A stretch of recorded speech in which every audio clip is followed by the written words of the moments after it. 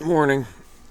So after 5 hours of sleep altogether, I'm back.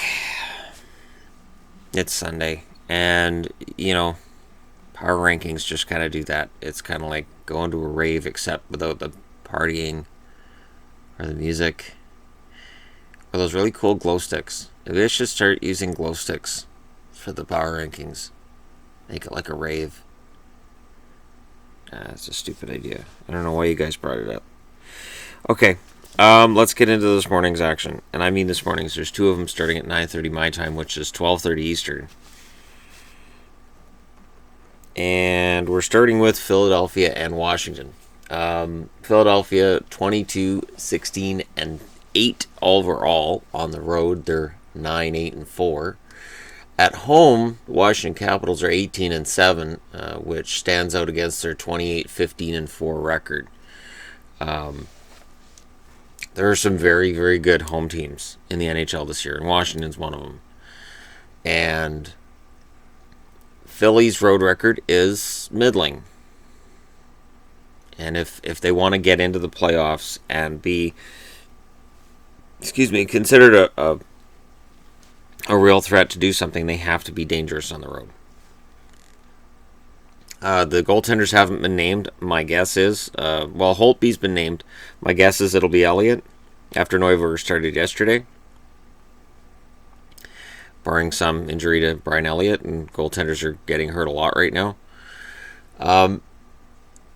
The Capitals are playing well for the most part, and the Flyers are wildly inconsistent.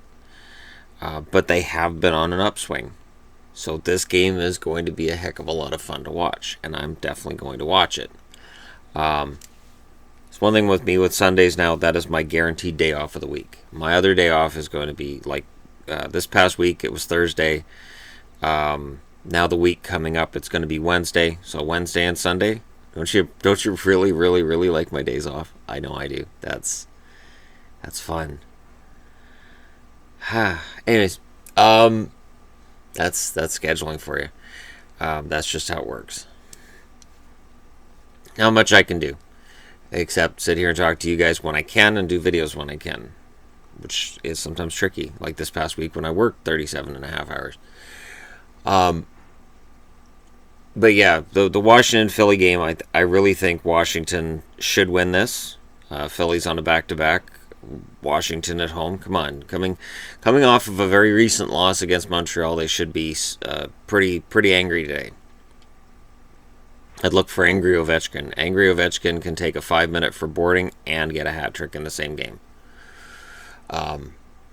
Just maybe keep it to 2 minutes for slashing instead of the 5 minutes for boarding, and we're good. It'll be a fun game to watch though. L.A. So here we are. Or San Jose, I should say. San Jose. The Sharks in Anaheim against the Ducks. The Sharks 25, 14, and 6 overall, 11, 8, and 4 on the road against Anaheim that are 22, 16, and 9, 12, 8, and 3 at home. So Anaheim's half decent at home, but could definitely be better. Their road record is 10, 8, and 6, which shows that they're, above 500 on the road. I hesitate to use that term since there's 6 overtime losses stuck in there. But it's above 500 by today's standards.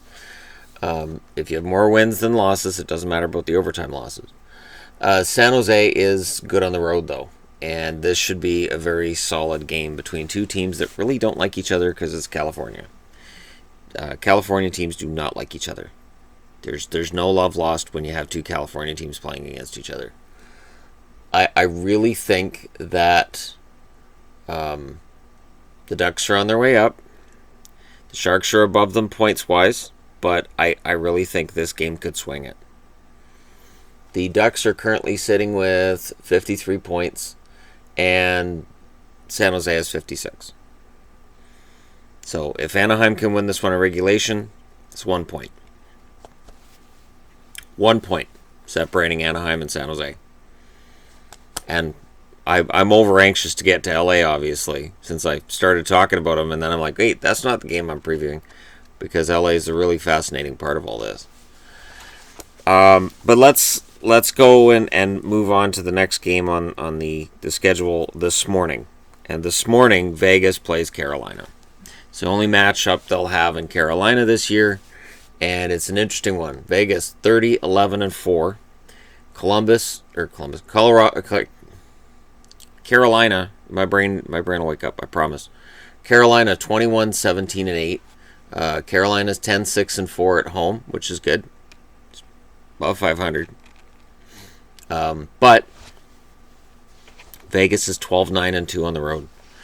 Vegas is playing some excellent hockey right now, and Carolina has an excellent chance to prove that, hey, we're relevant down here in Carolina. We're selling tickets for beginning at $30, finally. So any Carolina fan watching this that has said tickets are too expensive, games are too expensive, go now. Tickets have come down significantly in games this month and next month. Games tickets are $30 at the upper bowl, $40 for the lower bowl. Those are the starting prices. That's right about where it should be. I know in Vancouver for what they call value games, there are tickets that begin at $30, $35.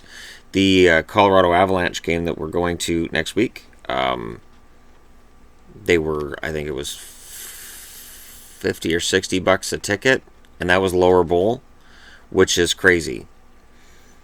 Absolutely insane, really it is.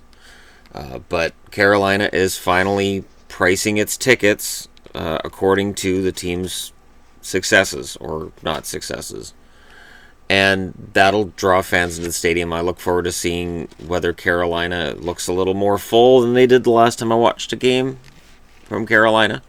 I may even throw on my Jordan Staal jersey while I watch it. I'm not, because that's considered a jinx. Teams can see right through their television. Wearing our jersey, screw them. We're not winning. But all kidding aside, if Carolina can win this and cool down the seethingly hot Vegas Golden Knights, Florida game notwithstanding, Carolina can absolutely count themselves among playoff likely teams. Playoff possibly teams. Them and Philly both are in that situation.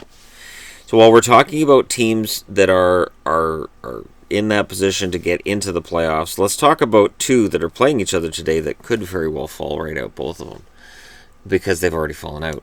The New York Rangers and the LA Kings, and their records are very similar. 24-18-5 for the Rangers, 24-17-5 for the Kings. The Rangers had a rough start, then they had a fantastic next 20 games, and now they're back into kind of a rough patch. The Kings had a fantastic start. They were playing some of the best hockey in the league, and now it's dried up. At home, the Kings are 11-9-3, which means they're worse at home than they are on the road. They may be trying too hard. If you look at a team and you see they have a better record on the road than at home, it's usually a team that is trying to play too pretty. They're trying for the perfect goal rather than just putting it in the net. The work ethic may be different at home than on the road. They may be working harder at home than on the road, but not working smarter. And for the Rangers, their 7-10-2 record on the road shows you that they legitimately may not be a playoff team. I would imagine Lundqvist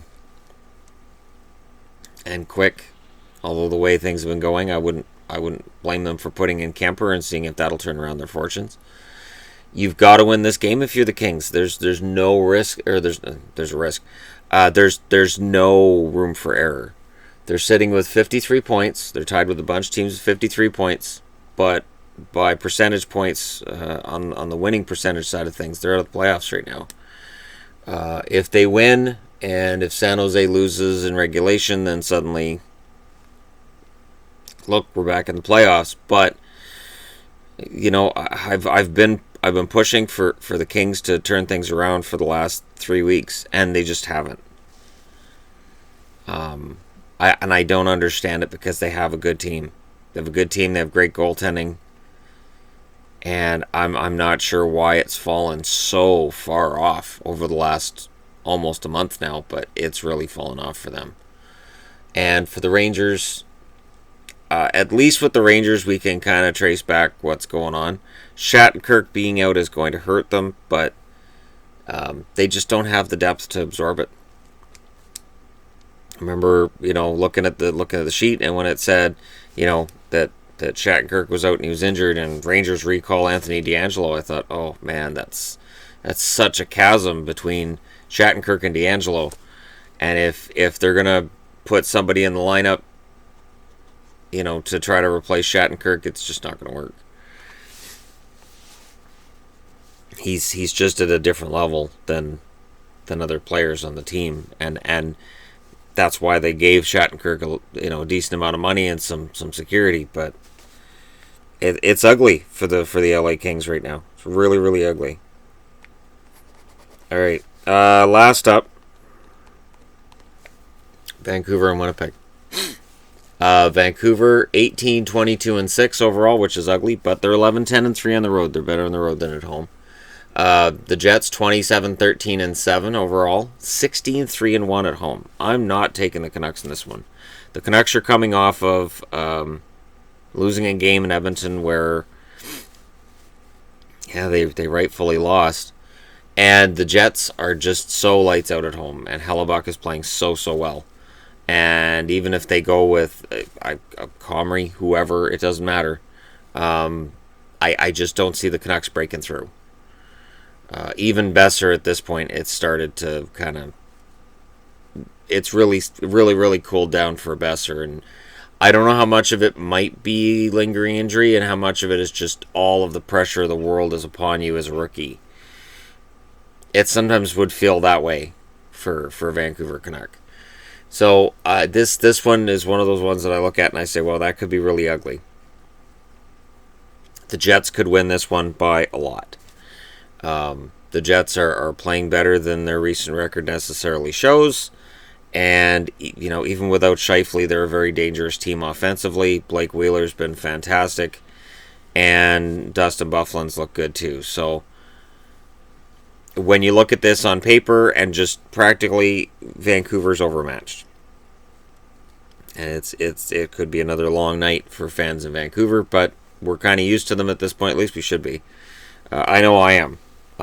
I didn't get upset about them losing to Edmonton last night, which is saying something because I used to always get upset about the Canucks losing to Edmonton. That was the one team I couldn't stomach them losing to, was Edmonton. And now it's like, all right, well, lost to Edmonton, that's fine. Fallen for Dolan. I don't know that they are, at the management level intentionally saying, oh, well, we'll pull the plug just quietly, but we're there. Let me know what you guys think about today's upcoming games. Hit like and subscribe if you're browsing your way through. And I would also like to throw kind of a tip of the hat to people for basically the power rankings video is very, very lacking in a bunch of squabbling, which is nice. I appreciate that. It's good. I always appreciate that on this channel in general. The squabbling being kept to a minimum. That's always what I strive towards when I created this channel, was that I would have one place on the internet where it's not just endless trolls, which is difficult, but I'm doing my best. And thank you guys for all your help with that, and that's to moderators as well. Another tip of the hat. But for now, from me, that's it. Hit like and subscribe if you're browsing your way through. You just happened upon this video. And I'm wearing this to remind myself to discuss Seattle and which team names they have narrowed things down to, apparently. So that video is coming up shortly. Look for that. But until then, we're done. I'll talk to you again soon.